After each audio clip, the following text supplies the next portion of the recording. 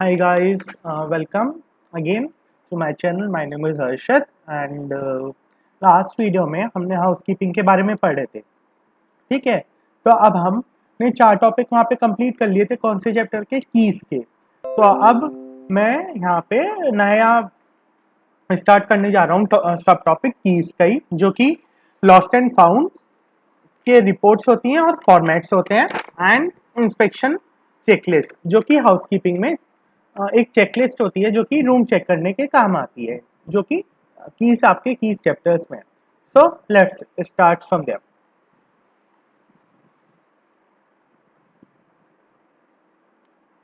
तो lost and found, पहली बात तो हमें जानना होगा कि लॉस्ट एंड फाउंड होता क्या है। Lost and found is a term used in terms of hotel terms for article left by the guest or misplaced by a guest in a hotel. Such article can range from jewelry, costly goods, travel documents, etc.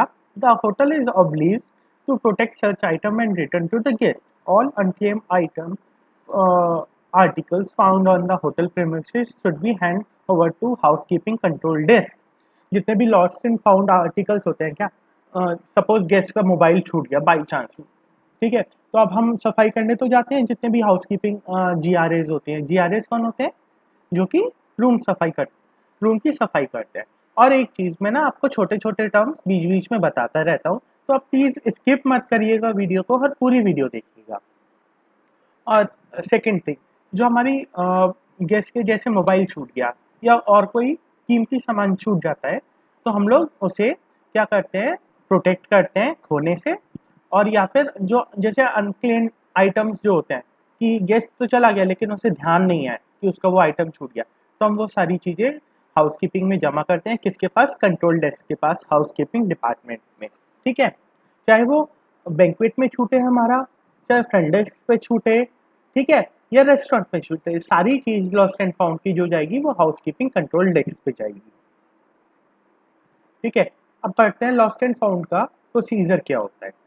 Lost and found procedure. When the article is found, the housekeeping staff, usually rooms attendants and public area housemen, must immediately report to the supervisor. अगर GRA को मिलता है या public area houseman को मिलता है, तो ये मस्ट सबसे पहले किसे रिपोर्ट करेंगे? सुपरवाइजर को। ठीक है, अब जो सुपरवाइजर होगा, द फ्लो सुपरवाइजर और the public area supervisor immediate inform the control desk, वो कंट्रोल डेस्क को इन्फॉर्म करेगा। उसके बाद क्या होगा?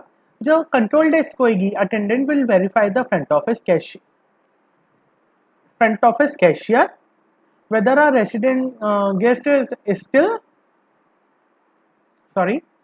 Still in the process of paying his और हर बिल, और whether the guest has checked out.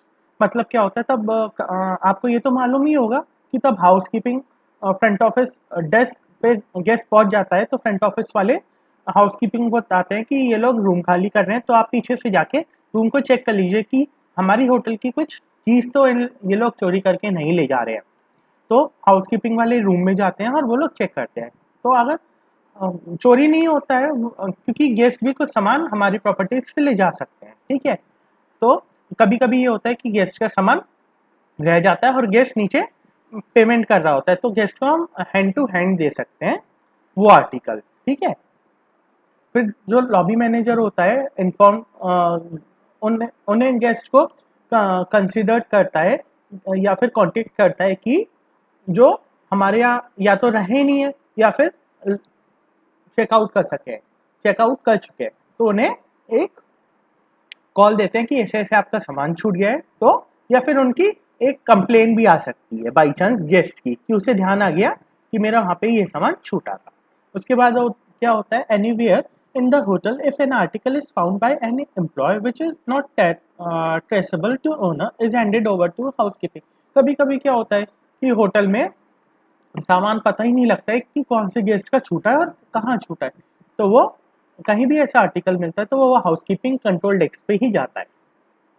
There is a lockable cupboard or a storage room near to the store lost and found items और even locker for valuables. तो वहाँ पे ना एक cupboards होती है जिसमें जितना भी अनआइडेंटिफाइड आर्टिकल्स होते हैं उसमें रख दिए जाते हैं, ताकि कोई वहाँ से ले ना सके। ठीक है। और जो जैसे ज्वेलरी हुई या फिर मोबाइल हुआ, उनके लिए लॉकर्स भी प्रोवाइड होते हैं कहीं कहीं। The desk supervisor is responsible for keeping the lost and found keys, lost and found rooms and maintaining record there for. अब जितना भी ये रिस्पॉन्सिबिलिटी होती है लॉस्ट एंड फाउंड की, वो डेस्क सुपरवाइजर मेंटेन करके रखता है। ठीक है। देखिए अब ये ना चार्ट के आपको थ्रू समझा रखा है। आर्टिकल रिसीव, पहले आर्टिकल रिसीव्ड हुआ, फिर उसके बाद क्या हुआ, check the article as clarify perishable, non perishable और वैल्यू। पेरिशेबल आइटम्स क्या होते हैं, जो कि खराब खराब हो जाते हैं जल्दी।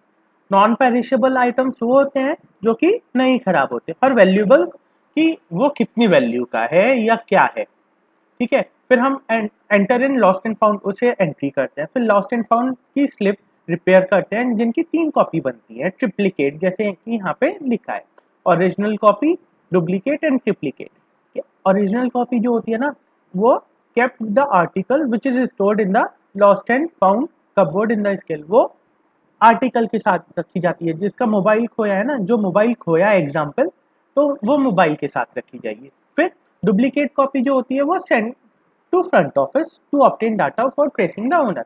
वो फ्रंट ऑफिस में रखी जाती है ताकि वो लोग ओनर का डेटा ट्रेस कर सके कि कौन से रूम से मिला है। तो रूम की तो इन्फॉर्मेशन ऑलरेडी फ्रंट ऑफिस के पास होगी, तो वो वहां से निकाल सकता है। ठीक है।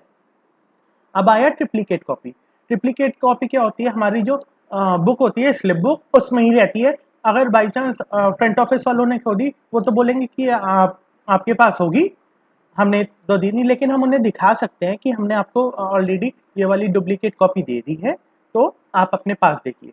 फिर वो अगर बाई चांस मिसप्लेस भी हो जाती है, तो हम उन्हें एक फोटो स्टेट कॉपी दे सकते हैं। ठीक है। फिर एज पर पॉलिसीज क्या होती हैं, जो हमारे पेरिशेबल आइटम्स होते हैं, जो कि जल्दी खराब होने वाले होते हैं, वो हम कब तक रखते हैं, 24 आवर्स तक। और जो रेस्ट ऑफ द आर्टिकल वो 3 to 6 months। और valuable try tracing owner as soon as possible. जो वैल्यूएबल आइटम्स होते हैं ना, हम केवल ओनर को कांटेक्ट करते हैं जल्दी से जल्दी, ताकि हम उन्हें दे सकें। और सपोज किसी का डॉक्यूमेंट छूट गया, तो डॉक्यूमेंट को क्या होगा, कॉन्टेक्ट द ओनर और इशूइंग अथॉरिटी। जैसे किसी के पैन कार्ड छूट गया या आधार कार्ड छूट गया, तो हम उनके ऑफिस में कांटेक्ट करेंगे। आधार कार्ड ऑफिस पे, आधार कार्ड पे तो हमारा एड्रेस ही होता है, तो हम उससे भी कांटेक्ट कर सकते हैं या उन्हें घर भेज सकते हैं। लेकिन उस पर मोबाइल नंबर भी होता है आधार कार्ड पे, आपने देखा होगा, तो हम उन्हें डायरेक्ट भी भेज सकते हैं। ठीक है। Receive an inquiry on the lost. अगर हमारे पास कोई ऐसी लॉस्ट आर्टिकल की इंक्वायरी आती है, तो पहले तो हम रजिस्टर चेक करेंगे कि ये आइटम है नहीं है। फिर उसके बाद हम मैच करेंगे उसका डिस्क्रिप्शन कि ये सेम मिल रहा है नहीं मिल रहा है।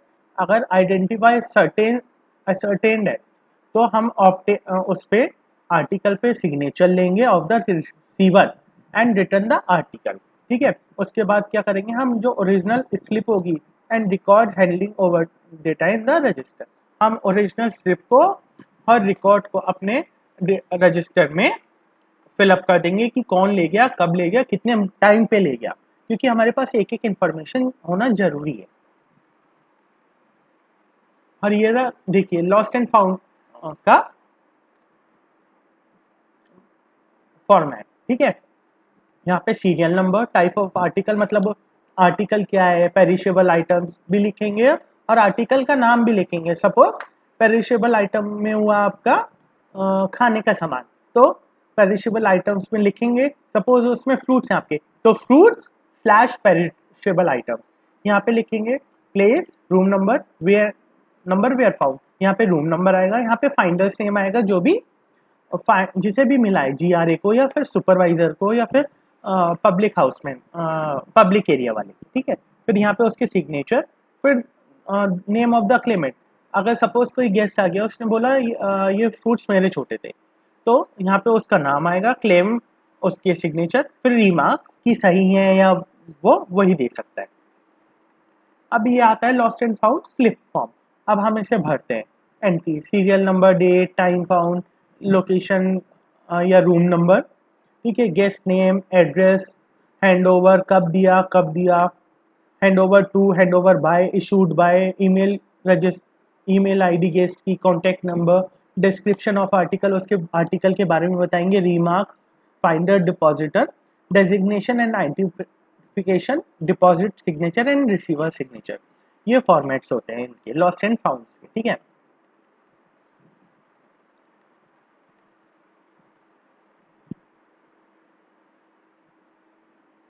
अब क्या होता है, this is a planned systematic process in which guest rooms are checked for cleanliness and maintained and accordingly approved for occupancy by supervisor। तब तक हमारी जितने भी रूम्स क्लियर नहीं होते या सफाई नहीं होती या मेंटेनेंस नहीं होते, वो सुपरवाइजर के बिना सफाई ऑक्यूपेंसी को हम अप्रूव नहीं कर सकते। जो अप्रूव करेगा वो सुपरवाइजर करेगा कि मेरा ये वाला फ्लोर क्लीन हो गया है, आप इसको रिलीज कर सकते हैं।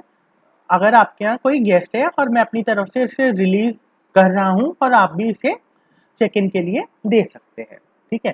फिर आता है the supervisor inspect guest room keeping in mind that there last look will be the guest first look at the room. लेकिन क्या होता है, सपोज गेस्ट आया तो गेस्ट माइंड में ये हमेशा आपने सुना ही होगा कि first impression is the last impression. तो वही बात यहाँ पे लिख रखी है, supervisor inspect guest room keeping in mind that there last look will be the guest first look. अगर सपोज बेड पे लिनन पड़ा है, गंदा लिनन पड़ा है, सुपरवाइजर निकल गया रूम से जीआरए को बोल के ये हटा देना वहां से लिनन, और जीआरए हटाना भूल गया। अब तो रूम निकल गया, ठीक है, और सुपरवाइजर ने क्या किया, गेस्ट को वो रूम्स को रिलीज कर दिया। अब गेस्ट को वही वाला रूम बाई चांस मिला तो क्या होएगा, दिक्कत हो जाएगी। क्यों? क्योंकि तब गेस्ट आएगा, वो गंदा लिनन देखेगा तो वो तो शोर मचाएगा ना आके कि ये आपने सफाई नहीं दी करी, ये गंदा रूम दिया है मुझे। तो फिर उस पे हाउसकीपिंग का काम डबल पड़ जाएगा, वो कहेगा मुझे पूरा रूम साफ करके दीजिए, ठीक है। और इस चीज को हम क्या बोलते हैं, एन आई फॉर डिटेल। ये बहुत इंपॉर्टेंट टर्म की है, एन आई फॉर डिटेल्स। ये आपसे प्रैक्टिकल में भी पूछा जाता है। Is the most important aid to supervisor inspecting guest room. ठीक, the supervisor inspecting for anything that is not up to the establishment. लेकिन ठीक, the supervisor inspect for anything that is not up to the establishment. Supervisor सारी चीजों को check करता है जो कि एस्टेब्लिशमेंट में नहीं होनी चाहिए। Standard before the guest finds the MS. Supervisor ये नहीं चाहता है कि गेस्ट आए और उसमें आनाकानी करे, या फिर guest inspection carried out for the following. कभी कभी गेस्ट भी इंस्पेक्शन कर लेता है, ठीक है। तो उसमें क्या होना चाहिए, to ensure working order of electric appliances and fixture. हमें क्या क्या चेक करना है कि जो अप्लायंसेस हैं वो और फर्नीचर और फिक्सचर सही होने चाहिए। First point, to ensure proper placement of guest room supplies. मतलब जितनी भी हम गेस्ट रूम में सप्लाईज रखते हैं, टी, कॉफ़ी या और भी चीज़ें, वो प्रॉपर जगह पे होनी चाहिए। To ensure room cleaning as per standard, hotel standard. जो रूम की क्लीनिंग हुई है वो एज पर स्टैंडर्ड होनी चाहिए होटल के, वरना हमारी प्रॉपर्टी की रेपुटेशन डाउन हो जाएगी, ठीक है। अब सिस्टमैटिक मेथड क्या होता है, systematic method should be followed by inspecting guest room so that the process of is through leaving no room for neglect. मतलब रूम को किसी भी नेग्लेक्ट के लिए नहीं छोड़ना चाहिए। अब the executive house keeper developed an essential checklist to help supervisor in expect of work. अब जो एग्जीक्यूटिव हाउस कीपर होता है ना, वो एक चेकलिस्ट बनाता है जिसमें सारी छोटी छोटी छोटी डिटेल्स होती है कि सपोज आपने रूम का हैंडल क्लीन किया, उसमें अभी लिस्ट आएगी नीचे, उसका फॉर्मेट होगा, ठीक है, उस पर टिक कर दिया। फिर उसके बाद inspection, the inspection of bedroom and bathroom में भी कैरिड आउट टू ना क्लॉकवाइज और एंटी क्लॉकवाइज। तब हम फाइनल जो इंस्पेक्शन करेंगे वो एंटी क्लॉकवाइज भी होता है और क्लॉकवाइज भी होता है। Moving from high to low level, जब हम चेक करेंगे तो हम बड़ी से छोटी चीज़ों की तरफ चेक करेंगे, ठीक है। First, checking every article on wall और working in the same particular direction. जो भी हम चेक करेंगे आर्टिकल्स सही से करेंगे, ऊपर से नीचे वॉल पे भी, और सारे वे में उसी डायरेक्शन में चल देंगे। अगर हमने रूम एंटी क्लॉकवाइज किया है तो हम उसे एंटी क्लॉकवाइज ही चेक करते आएंगे सारी चीज़ों को, ऊपर से नीचे लेफ्ट टू राइट, ठीक है। अब इंस्पेक्शन क्या होता है, वीआईपी रूम्स का इंस्पेक्शन हम कैसे करते हैं। जो this is not supervisor responsibility through a supervisor task, ये ना रेस्पॉन्सिबिलिटी सुपरवाइजर की नहीं होती। VIP rooms are check personally by assistant housekeeper और हाउस एग्जीक्यूटिव हाउसकीपर। जो वीआईपी रूम्स होते हैं उसमें बहुत वीआईपी गेस्ट होते हैं, तो उसे सुपरवाइजर चेक नहीं करता। कौन करता है, असिस्टेंट हाउसकीपर या एग्जीक्यूटिव हाउसकीपर, ठीक है। All the time items are per checklist are check for thorough cleaning. सारे आइटम्स चेकलिस्ट के अकॉर्डिंग थॉरो क्लीनिंग होनी चाहिए, मतलब एकदम पॉइंट टू पॉइंट क्लीनिंग होनी चाहिए उसमें। The room smell should be fresh with no bad odours और डैम्पनेस। ना रूम में कोई बुरी स्मेल आनी चाहिए, ना बुरी ओडर आनी चाहिए, और कहीं पे सीलन जैसी बदबू नहीं आनी चाहिए। White tagging is carried out on the random surface. जो रैगिंग्स होती है ना वाइट, जैसे रैंडम सरफेस पे अगर हम कुछ भी मारे तो वो वाइट ही रहनी चाहिए।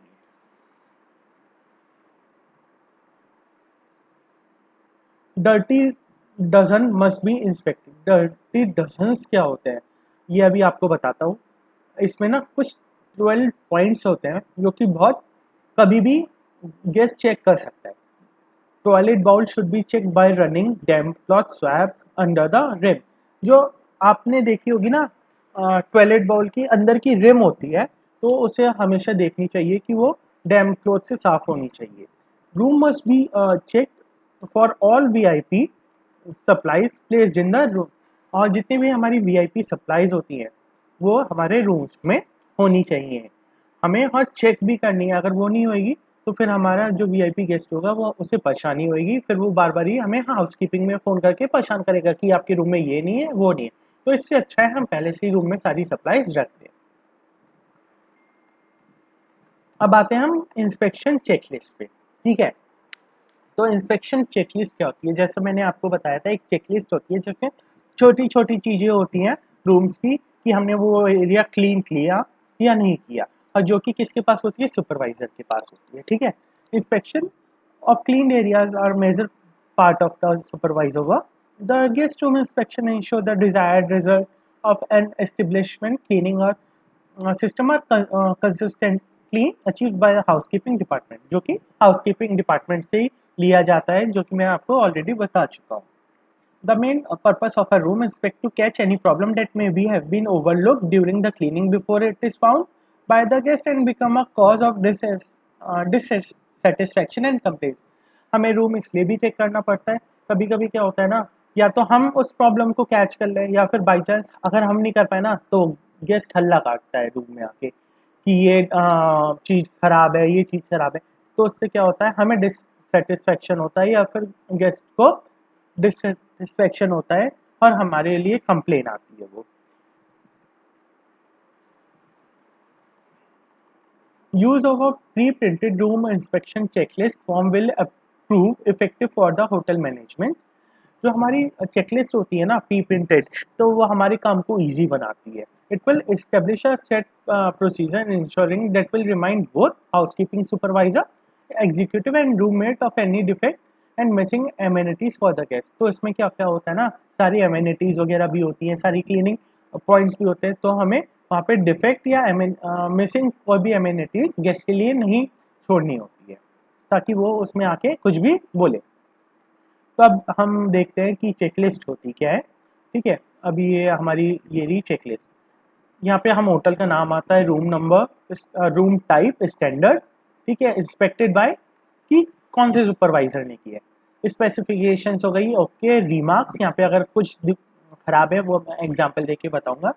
फिर ये वही चीज़ होगी एंट्रेंस। तब हम एंट्रेंस करेंगे कि हम देखेंगे रूम नंबर प्लेट है नहीं है, फिर एंट्रेंस का डोर देखेंगे हम, फिर लॉक ऑपरेशंस देखेंगे कि खराब तो है नहीं। और पीपल पता है क्या होता है, पीपल कैमरा वाला जो आपने देखा होगा कि छोटा सा लेंस लगा रहता है जिससे हम आप झाँक के देख सकते हो बाहर, ठीक। फायर एग्जिट प्लान कहाँ लगा होता है, रूम के बैक साइड में, जैसे ही आप रूम घुसते हो।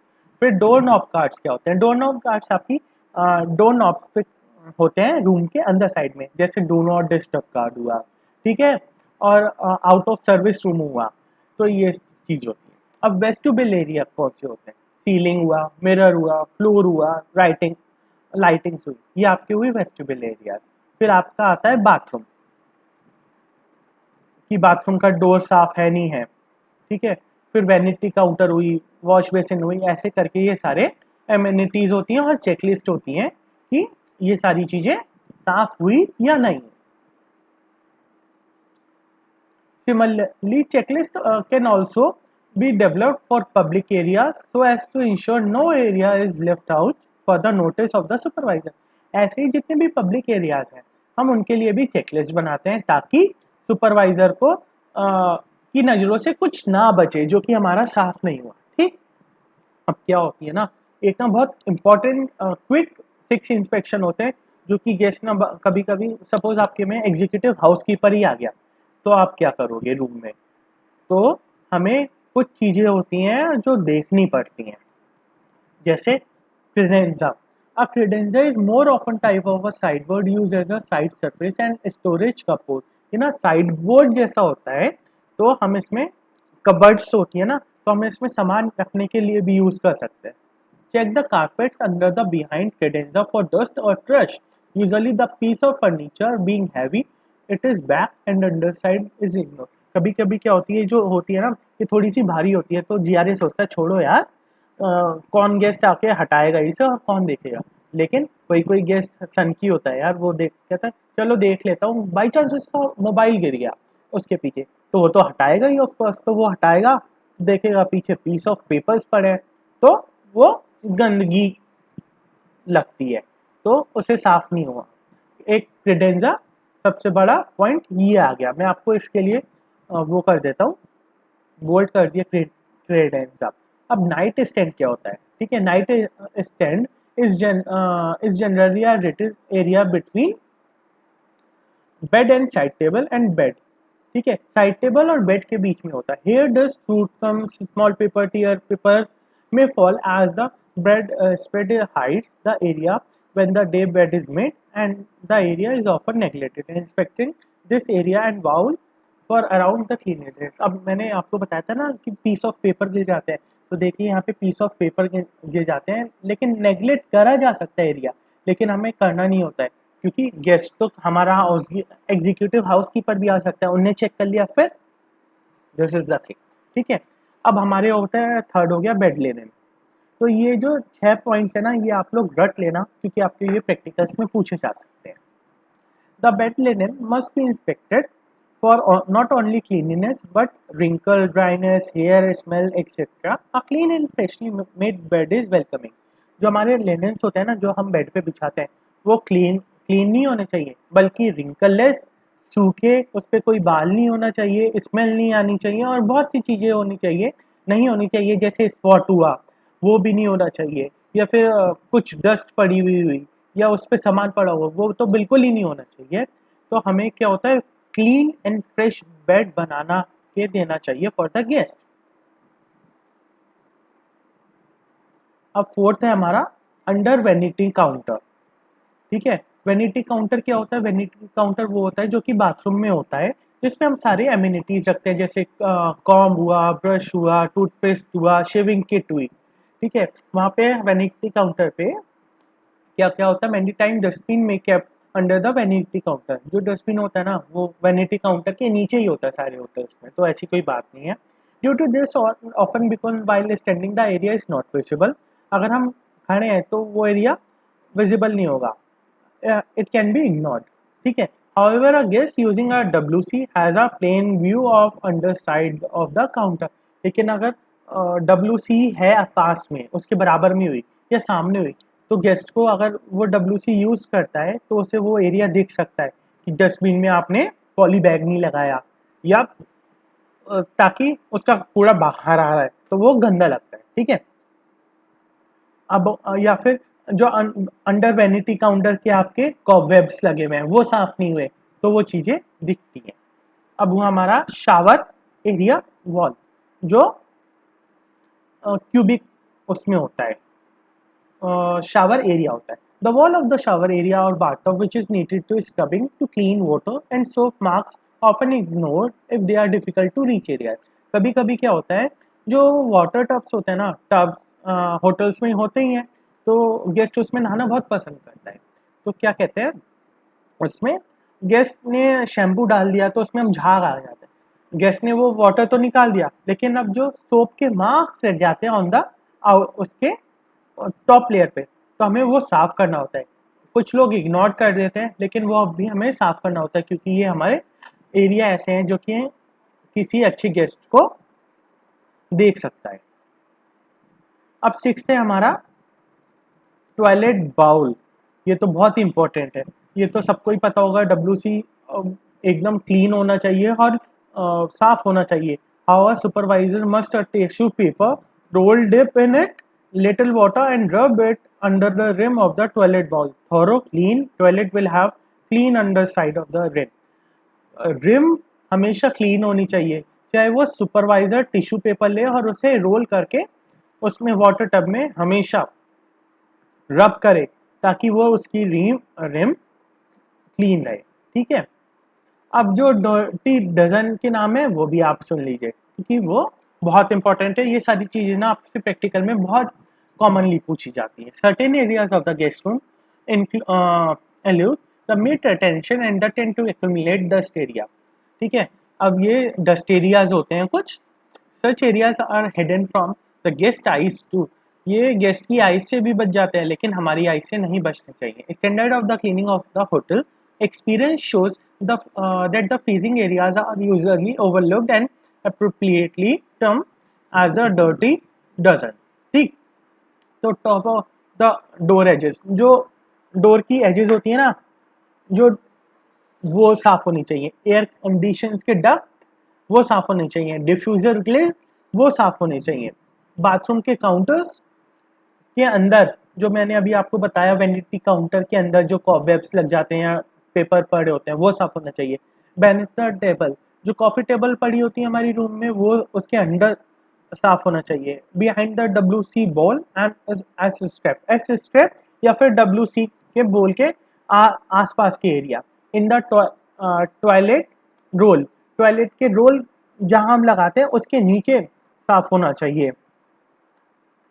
फॉसेट नोजल फिल्टर, जो हमारी फॉसेट्स होती है ना, मतलब फॉसेट माने टंकी, फॉसेट का दूसरा नाम होता है टैप। ठीक है। जो कि आपसे आपके प्रैक्टिकल में भी पूछा जा सकता है। टॉयलेट वेंट्स, टॉयलेट के जो वेंट्स होते हैं, सपोज उसकी वाटर फ्लो अच्छे से जा रहा है नहीं जा रहा है। Top picture of the frame, अगर हमारे रूम्स में कुछ पिक्चर्स लगी हैं तो उसके ऊपर का एरिया, जैसे अगर हमारे रूम में ये पिक्चर है तो इसका ये वाला एरिया या फिर डोर का ये वाला एरिया हमें क्लीन करके देखना पड़ता है। ठीक है। फिर हमारा हुआ area above the towel rack, जैसे हम लोग टॉवल के लिए स्टील की रैक्स होती हैं, तो हमें स्टील के ऊपर भी देखना पड़ता है। Rear surface of the door, जो नीचे होता है ना, या फिर रियर सरफेस मतलब बैक में, बैक भी देखना होता है। Interior surface of the door, और जो डोर्स होती हैं उनके अंदर भी देखना पड़ता है कि ये साफ है नहीं है। तो ये 12 पॉइंट्स तो आप याद कर ही लेना। और जो मैंने आपको 6 पॉइंट्स बताए ना, ये टॉयलेट बोल, शावर एरिया, अंदर vanity counter, bed linen, night stand और कैडेंजा, ये तो बहुत इंपॉर्टेंट है। ये तो आपसे एक्सटर्नल पूछते ही पूछते हैं। So as of now today's topic is complete. तो अब कल से हम नेक्स्ट स्टार्ट करते हैं, जो हमारी कीज वगैरह का थोड़ा सा बचा है हमारा। की मैंने आपको बताया था ना, मैं कीज कम पढ़ाऊंगा आपको, और कुछ इंपॉर्टेंट पॉइंट्स पढ़ाऊंगा, वो पढ़ाऊंगा। सॉफ्ट फर्नीचर पढ़ाऊंगा। गेस्ट कंप्लेंट्स पढ़ाऊंगा कि आप लोगों कैसे हैंडल करना सीखेंगे गेस्ट कंप्लेंट को। ठीक है। तो ये रही आपकी, फिर हम लोग चलिए कल ही डिस्कस करते हैं ये सारी चीज़ें। Okay. So for today that's all. Thank you. अगर आपको वीडियो पसंद आए तो लाइक शेयर कमेंट जरूर कीजिएगा। सब्सक्राइब का बटन मत दबाना भूलिएगा। ठीक है। और अपने फ्रेंड्स के साथ ज़रूर शेयर करें। So for today thank you.